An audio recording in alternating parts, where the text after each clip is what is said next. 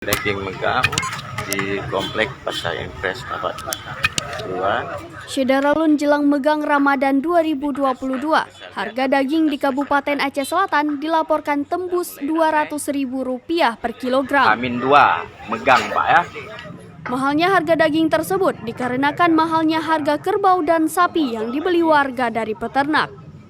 Satria 53 tahun, salah seorang pedagang di Pasar Impres Tapak Tuan, kepada serambinews.com pada Selasa 30 Maret 2022 mengatakan harga daging megang tahun ini masih sama seperti tahun sebelumnya, yaitu Rp200.000 per kilogram. Tanya sedikit Pak kan? Iya. Hari ini harga daging berapa Pak? 200. Harga daging itu sapi atau Sapi kerbau 200. sapi kerbau sama 200 Pak ya? Ya. Hari ini mulai berjualan atau gimana nih Pak? Ini belum difokus untuk jualan. Jualan boleh ya, boleh besok lah baru. Kalau megang sendiri di Aceh Selatan kapan Pak? Hari apa? Hari Kamis. Kamis. Nah, Berarti ini hari yang sekarang. Sore Rabu nanti sore Rabu baru motor kerbau sampai malam. Sampai pagi Kamis. kemungkinan harga ini akan bertahan atau gimana nih Pak? Tahan. Tahan. Faktornya apa nih Pak? 200 bisa harga. Pembelian sapi, pembelian kerbau mahal sekarang.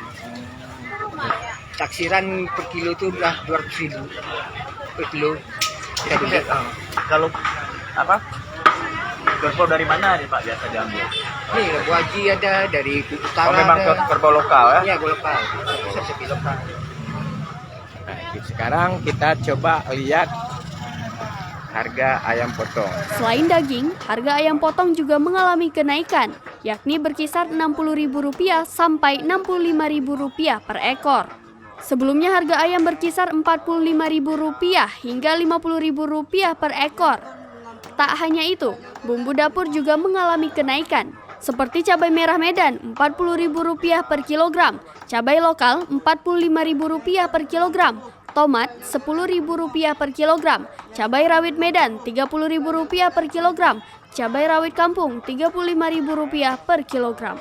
Dari Tapak Tuan, Taufik Zaz, Serambion TV. Di sini kita sudah bisa lihat aktivitas masyarakat sudah mulai ramai.